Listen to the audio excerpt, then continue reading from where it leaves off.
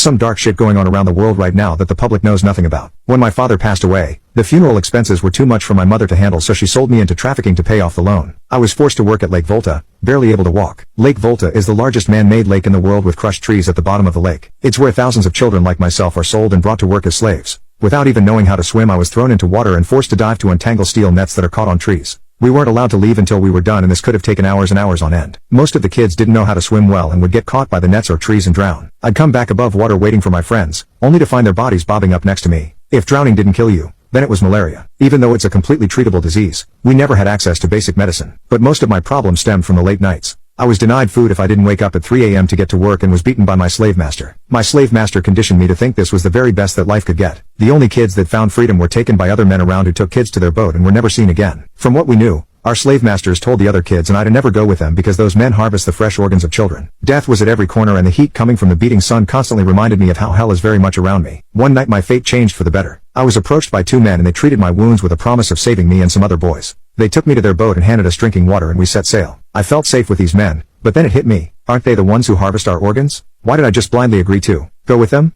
I prayed for my life the entire ride, unsure of the future. The men must have seen how worried I was, because one of them hugged me and asked me to trust that I was safe. When we landed at shore, they loaded us into cars for a 10-hour drive. I was far from the lake now. I couldn't sleep a wink. They gave us snacks and water and entertained us during the ride. Finally, the car stopped and all of us slowly walked towards the building, and we were greeted by other people. We walked inside and saw bunches of boys like us playing with toys and having a blast. This must be heaven, I thought to myself. We followed the women inside, and they were gentle with us, attending to our every needs. They introduced themselves, showed us around, and ensured us that we were safe. I was given underwear and proper clothing for the first time in my life. I was given a bed with little mints on top. I asked the woman taking care of me where I was, and she said I was at the Many Hopes Recovery Center. She told me to think of everyone at Many Hopes as bigger brothers and sisters, and that they were going to help me get a bright future. They got me up to date with my vaccine so I wouldn't end up like the friends I lost to malaria. Many Hopes put me through extensive therapy to help me manage the trauma so I can feel like a normal person. To top it off, I was granted the opportunity for a completely free education paid for by the charity. They supported me and gave us a second chance at childhood. I was happy to learn, but I had so much catching up to do, I didn't even know how to hold a pencil. What I knew for sure was, Many Hopes granted me a way out, so my only job now was to work harder than everyone else in my class.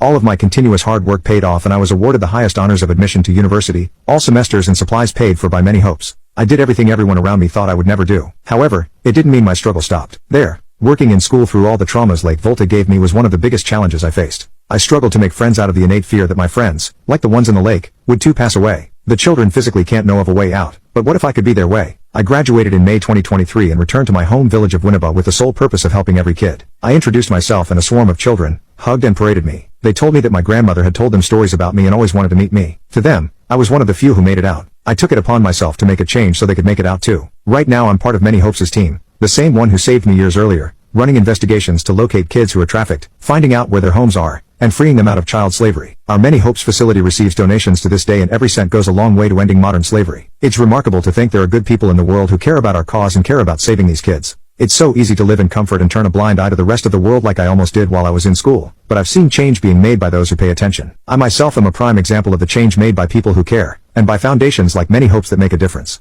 So, if you are thinking about making a change, you can donate to Many Hopes or any organization. Together we can change the world.